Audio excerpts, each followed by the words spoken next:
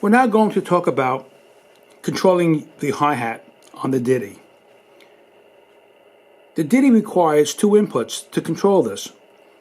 Input number 7 is for your hi-hat pedal, and input number 8 is where you assign the actual pad that you're going to play the hi-hat. So let's begin with number 7. On the Diti, 7 says control, because it's the controller, and that's between 6 and 8. So first we set it for control. Now the next thing that we have to do is to train this pedal, because it's really important that we get a good dynamic range when we train the other aspects of this pedal, which I'll show you in a second.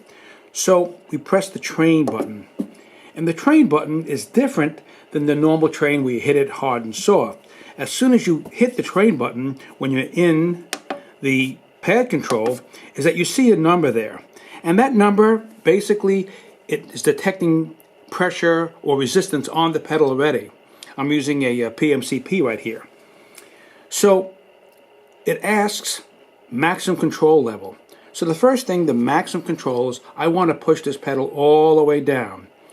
And I also want to make sure that I find a gain that gives me lots of range. This is giving me lots of range, almost 700 values. So I'm going to push it all the way down. I'm going to hit enter, and then I'm going to let go for the minimum. So now I've trained the pedal.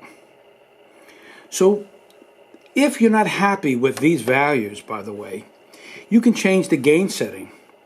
Now you can do it the hard way by going into global, going to the setting, and changing this, let's say, from here to here, and then you go back here, and then you see the values, and then you go back here, and you can try this one, and go back here and see the values. Or you can simply move the up and down arrows, and it automatically change the gain setting. And you experiment. This looks good, so I'll do this, hit enter, I'll let go, and now that's done. The second part is that now you want to control the chick. So input number 7 has both the control and the chick. Normally, the chick is controlled by how fast you move the pedal up and down, and it derives the chick. Now, on the Diti, we have, this is in the global, in the kit auxiliary screens, we have a screen that says chick control type, and we normally want to keep it in control. That means that it's going to look for the chick sound that comes from the moving of the control pedal. If you wanted to have another trigger for the chick, you can do that by setting it to trigger, and then you would assign the 7B input to a piezo trigger. The hihat 1, the hat cat, the hat pedal uses a separate trigger. We used to do it that way because there wasn't great dynamics coming from the chick using the controller pedal, so we used to have an independent trigger. But now in the Diti, with such large resolution, by moving the pedal, the control works just fine. So now we're going to train the chick. Now, when you train the chick, you're not going to see the same kind of numbers.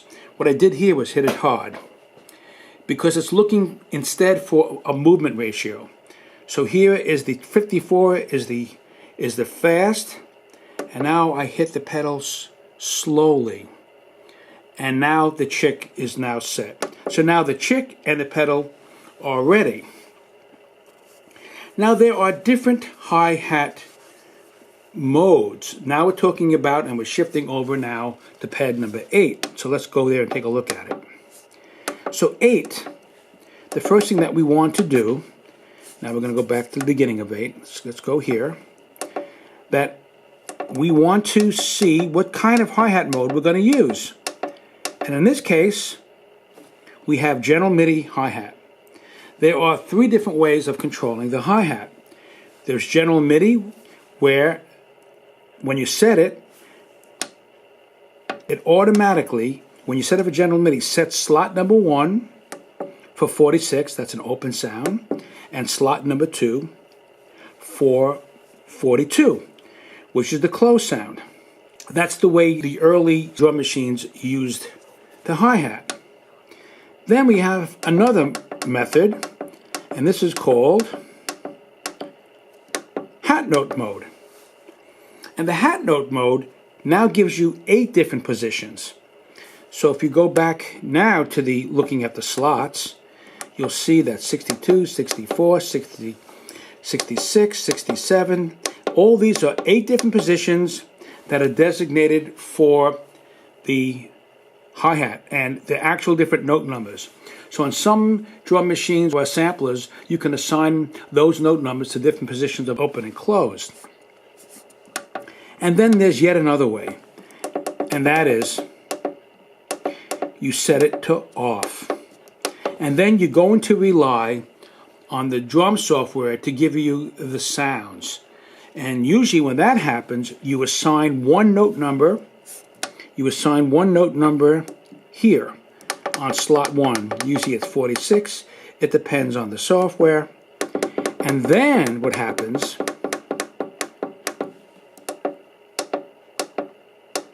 we set up the pad to send out continuous controller information. And there are several different controller informations. Some use foot controller number 1 and some use foot controller number 2. So that means that as you're moving the pedal up and down,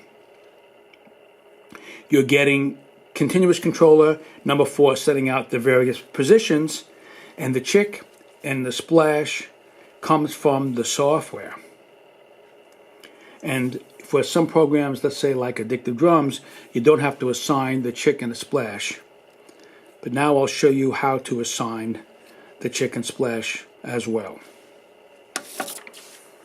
So the last part to this is that if you're not going to rely on the software to give you the chick and splash, then you have to go back to the chick pad type, and then you go to edit, and you assign on slot 1 the chick sound, and on slot 2 the open sound.